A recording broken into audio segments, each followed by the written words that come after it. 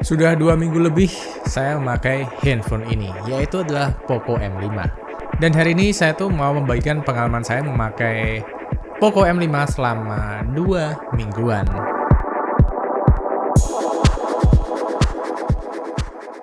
Nah, saya tuh beli Poco M5 ini yang warna green ya, di harga 2,4 karena saya belinya offline, dimana kalau kalian belinya online itu ada di 2,3. Tapi saya belinya di offline store aja, di Mi Store yang ada di kota saya. Di sini dapat varian tertingginya yaitu 4/128. Di dalam pembeliannya kalian ya dapat segala sesuatu yang cukup komplit sih. Kalian masih dapat jelly case, masih dapat charger, kabel charger, kepala charger, dan juga masih dapat screen protector yang terpasang pada layar Poco M5 ini. Ya nggak ada yang disunat sih, masih komplit, nggak kayak seri Poco M5s-nya. Di sini pakai chipset Helio G99 yang saya tuh suka banget dan surprisingly ini chipset yang bagus banget. Karena ya performanya ada, dayanya irit banget, dan suhunya sangat amat terjaga. Di kelas Antutu dengan performa 300 ribuan, Helio G99 ini bisa saya bilang sebagai sebuah chipset yang amat sangat baik sekali. Karena dari suhu, dari performan, dan dari pemakaian dayanya tuh bagus banget, cakep, enak, adem, performanya ada. Lalu di Poco M5 ini, kalian itu masih mendapatkan sebuah smartphone yang bodinya plastik dengan layar yang dilindungi oleh Gorilla Glass 3 untungnya ya. Ya mungkin karena ini plastik karena memang harganya murah, ada di harga 2 jutaan kecil. Lagi pula ini adalah seri M, dimana seri M ini di seri Poco termasuk sebuah smartphone yang berada di kelas entry level. Dan beruntunglah kelas entry level tahun 2022 ini udah pakai chipset yang amat sangat bagus yaitu Helio G99. Cakep banget secara performa dan untuk keseharian tuh enak banget. Smartphone ini tuh komplit ya, masih ada lubang audio jack di bagian atas, sampingnya ada infrared blaster, khas dari Xiaomi. Masih ada tombol volume up and down dan tombol power yang merangkap sebagai fingerprint. Di sini saya nggak ada masalah ya, karena fingerprint samping itu jauh lebih enak dan ergonomis di jempol saya. Lalu di bagian bawah ada lubang mic, lubang Type-C, dan speaker yang cuma mono aja. Ya harga segini dikasih mono ya udah sewajarnya sih. Kalau misalkan brand sebelah bisa ngasih stereo speaker ya itu karena baik aja sih. Karena terlalu baik brand yang ada di sebelah itu. Tapi ini udah sewajarnya sih kalau di harga segini kalian dapat speaker mono. Untuk SIM card-nya juga kalian bisa triple slot ya. Jadi kalian bisa pakai 2 SIM dan 1 SD card. Secara desain saya tuh suka banget dengan Poco M5 ini. Saking sukanya saya bela-belain beli Poco M5 karena ya ini desainnya terlalu cakep buat saya. Waktu pertama kali rilis secara global ya, itu saya udah lihat desainnya dan damn, it's really good. Dan bener aja kelihatan mewah. Di bagian warna hijaunya sini ada tekstur kulit ya, jadi nggak meninggalkan sidik jari. Lalu ada bagian glossy hitam yang jadi frame kamera juga. Ini keren banget dan sangat manis banget. Untuk desain, ini mungkin relatif dan subjektif ya, tapi buat saya desainnya 100. Bagus. Nah, lalu bagaimana dengan performanya dan jeroannya? Ya, di sini kalian masih dapat layar IPS. IPS aja. Udah gitu kamera depannya masih model tetesan air. Tapi refresh rate-nya udah 90Hz. Jadi kalau dibuat scroll-scroll ini udah mulus sih. Ya mungkin di brand lain ada yang ngasih AMOLED tapi ya taulah harga segini tuh ada yang dilebihin di sini, ada yang dikorbankan di sana. Mungkin dia nggak bisa ya ngasih layar AMOLED di Poco M5 ini. Tapi kalian masih dapat NFC lalu lensa makro di belakang ini. Nah kalau ngomongin kameranya ya, untuk kamera depannya sih walaupun masih model tetesan air, tapi saya sih nggak masalah ya. Dan resolusinya memang cuma mentok di 5 megapiksel. Tapi waktu di-compare sama brand-brand yang lain, ya emang udah segitu-gitu aja sih hasilnya. Beda-beda tipis. Lalu untuk kamera belakangnya emang ada triple kamera ya tulisannya ya. Tapi yang kepake cuma 2 aja. Di lensa utama 50 megapiksel dan ada di lensa makro di 2 megapiksel. Hasil foto dan videonya bisa kalian di video berikut ini.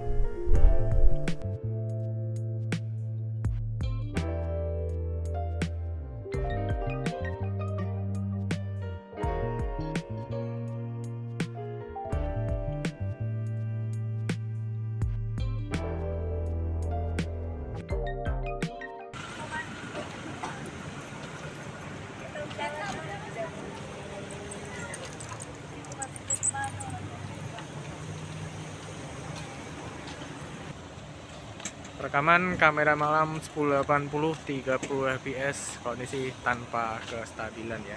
Aslinya kalau malam lumayan oke juga ya, warnanya keluar, tapi emang nggak ada kestabilannya.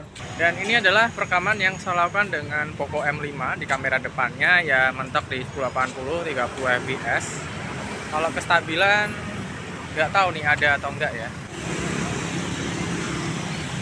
Dan ini adalah perekaman kamera belakang di 1080 30 fps. Kalau dari layarnya sih kayaknya agak goncang-goncang ya.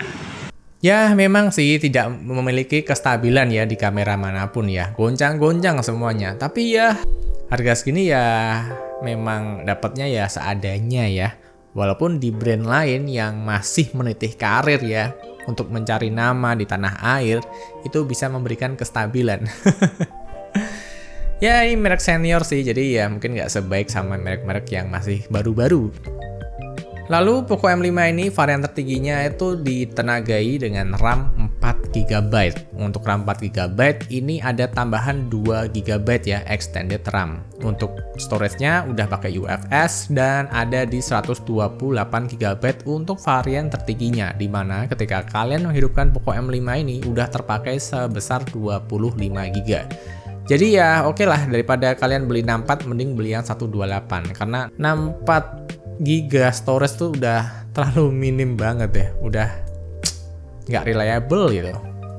Nah kemarin saya bikin komparasi kan tentang Poco M5 ini dan Tecnopova, bisa kalian lihat videonya di sini atau linknya di bawah ya, aku tulis di deskripsi.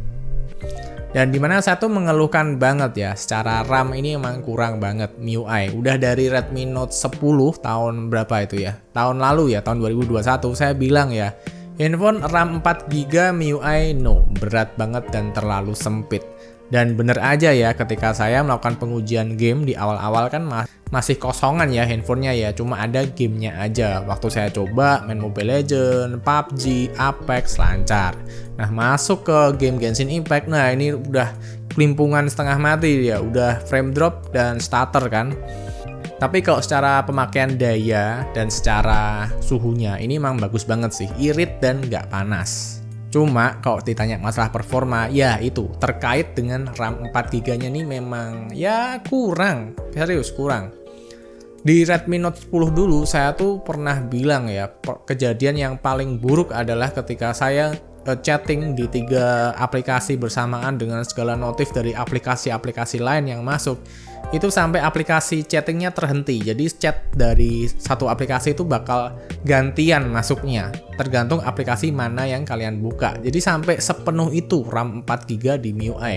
Dan sebetulnya belum terjadi sih hal yang ngeri di Redmi Note 10 itu di Poco M5. Cuma udah ada kayak gejala-gejala awalnya ya. Jadi waktu saya main Mobile Legends kan awal-awal di tes pengujian kan performanya oke nih.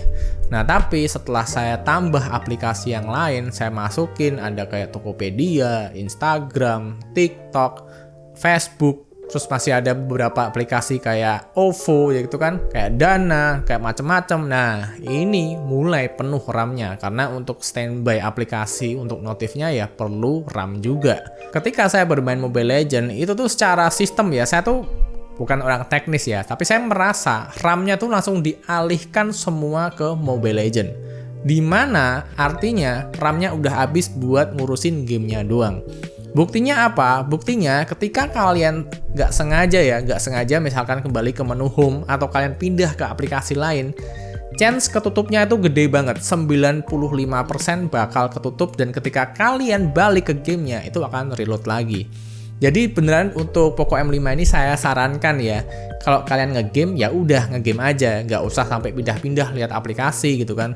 Karena karena saya punya habit pakai handphone harga 5 juta yang udah lebih proper ya daripada ini ya. Ketika nunggu finding match, saya tuh suka lari ke Instagram, lari ke TikTok. Nah dengan Poco M5 ini saya nggak bisa melakukan itu karena tiap kali saya pindah ke aplikasi lain, ya aplikasinya ke-reload. Nah itu masalahnya yang sulit. Dan semakin sulit lagi ketika saya udah bermain di in-game-nya ya. Tiba-tiba performanya drop. Dan saya udah tahu sih ini apa masalahnya. Dan bener aja ketika ada notif masuk, beberapa detik sebelumnya performanya akan kerasa drop banget. Jadi endingnya bakal mirip banget dengan experience saya ketika make Redmi Note 10 tahun lalu di 4/64. Ya, memang RAM 4 ini udah sangat kurang banget. Ya, untuk kalian yang sering pakai handphone di harga 5 jutaan ke atas pasti bakal ngeluh ya. Tapi ya, mau gimana lagi, orang ini handphone harga 2 jutaan. Saya juga mungkin nggak bisa menuntut terlalu banyak ya, soalnya ya gimana ya, entry level, udah murah. Jadi saya mau kritik lagi juga nggak enak gitu loh. Nah jadi buat saya sih Poco M5 ini ya dipakai untuk pemakaian ringan-ringan aja. Kalau kalian ngegame ya tadi ya udah saya jabarkan kondisinya. Kalau udah ngegame ya udah ngegame aja, jangan pindah-pindah ke aplikasi lain. Nanti kalian malah nge-reload lagi di tengah permainan ya kan, repot lama.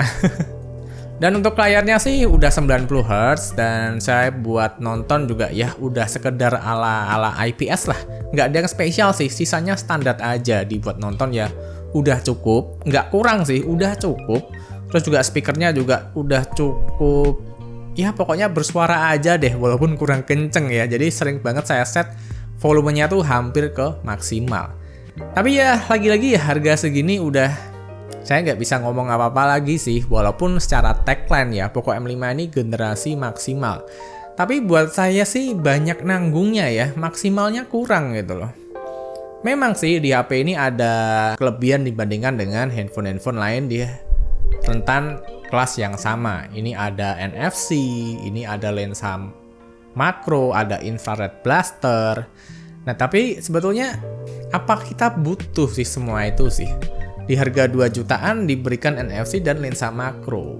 Buat saya sih mending budgetnya itu ditambahkan untuk RAM, itu lebih penting. Kalau bagus lagi kasih gyro, karena di Poco M5 ini nggak ada gyro. Jadi waktu kalian main game FPS, mau nge-aim ya, mau nembak, itu kalian nggak bisa pakai gyro, harus manual, pakai controller di jari. Nah itu, buat saya sih lebih baik ya, RAM-nya tuh 6GB, dan baru saya bilang deh, ini baru generasi maksimal. Waktu lihat di bannernya Malaysia ya, itu ada RAM 6GB, dan kenapa ya di Indonesia kok cuma ada RAM 4GB doang. Ini udah gimana ya, nggak maksimal, padahal tagline-nya generasi maksimal. Tapi buat saya pribadi ya generasi nanggung ini, bukan generasi maksimal. Sayang banget kenapa nggak disamain kayak negara lain yang RAM-nya 6GB. Padahal kalau udah RAM-nya 6GB, saya bisa cinta mati sama HP ini karena udah bagus banget. Tapi ya fatalnya ya RAM 4GB itu bikin nggak maksimal. Ya tapi kembali lagi ya, secara review di handphone harga 2,3 sampai 2,4, Poco M5 ini ya termasuk handphone yang bagus ya. Kalau kita lihat kompetitornya juga banyak sih yang ngasih RAM 4GB juga. RAM yang nanggung-nanggung gitu sih. Ya mungkin memang kita tuh dipaksa untuk naik kelas ya, beli yang lebih mahal dikit gitu, yang lebih harga 3 jutaan, mungkin kayak di Poco M4 Pro. Tapi ya buat saya pribadi ya Xiaomi dan Poco itu terlalu terjebak dengan yang namanya kasta gitu ya. Jadi kayak Poco M5 ini nggak boleh melebihi yang seri pendahulunya. Jadi disunat di ini biar nggak membunuh saudaranya sendiri. Jadi terasa seperti itu. Jadi ya kurang maksimal aja, nanggung gitu. Tapi kalau ditanya handphone ini gimana bang, dipakai secara sehari-hari? Nah buat saya pribadi ya yang make Poco M5 ini selama 2 minggu, saya suka banget. Saya suka banget karena keseringan make HP flagship ya, itu tuh saya merasa apa sih, lagi upload panas, lagi video call panas, mau chipset Snapdragon 8 Plus Gen 1, 8 Gen 1, 888 semuanya panas, cepet panas, baterainya drain faster, baterainya cepet habis. Nah tapi dengan Poco M5 dengan Helio G99 semuanya adem, baterainya irit parah mampus, baterainya beneran 5000 mAh tapi rasanya kayak 6000 mAh, gila, irit parah. Jadi buat kalian yang mungkin ya ada punya iPhone Inter yang keblok IMEI-nya, kalian butuh tethering WiFi, Poco M5 ini bisa saya rekomendasikan. Soalnya irit banget dan nggak ada panasnya sama sekali, gila loh, bagus banget. Gila, pemakaian daya dari Helio G99 ini gila, gokil. Chipset yang sempurna ya untuk 6 nanometer di Antutu 300 ribuan. Gak ada masalah sih, enak-enak aja sih. Lalu dibuat video call juga kameranya bagus, gak kayak Redmi Note 11 kan. Suaranya juga lantang, mic-nya juga bagus. Normal, oke. Jadi sebetulnya Poco M5 ini oke banget sih, tapi buat kalian yang mendapatkan RAM yang lebih tinggi pasti bakal ngeluh kayak saya. Cuma kalau kalian udah oke lah bang, saya RAM 4GB cukup kok, saya juga nggak bukanya banyak-banyak, saya juga nge-gamenya juga nggak yang berat-berat amat. Ya ini Poco M5 bagus banget sih. Mungkin bakal saya pakai nih Poco M5 untuk daily driver beberapa waktu ini. Soalnya ya tadi ya, enak banget, panasnya itu nggak ada. Baterainya irit parah, tapi ya memang ngecasnya agak lama karena cuma diberi charger 18 watt aja yang masuk, walaupun kepalanya bisa 22,5 watt. Ya ngecas dari 1 sampai 100 ya 2 jam 20 menit lah.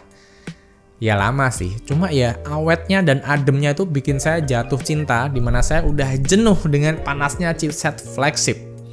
Nah, jadi segitu aja review yang bisa saya bagikan tentang Poco M5 ini. Handphonenya juga oke sih, bagus, keren, semuanya siap ya. Minusnya ya cuma satu, tapi mungkin kan nggak semua orang ya kayak saya butuh RAM yang gede. Banyak kok teman-teman yang ngomong RAM 4GB udah cukup. Jadi segitu aja review dari saya Poco M5 ini, dan terima kasih yang udah menonton dari awal sampai akhir, dan sampai bertemu di video berikutnya. Bye-bye. Seperti itulah guys Poco M5. Bagus ini.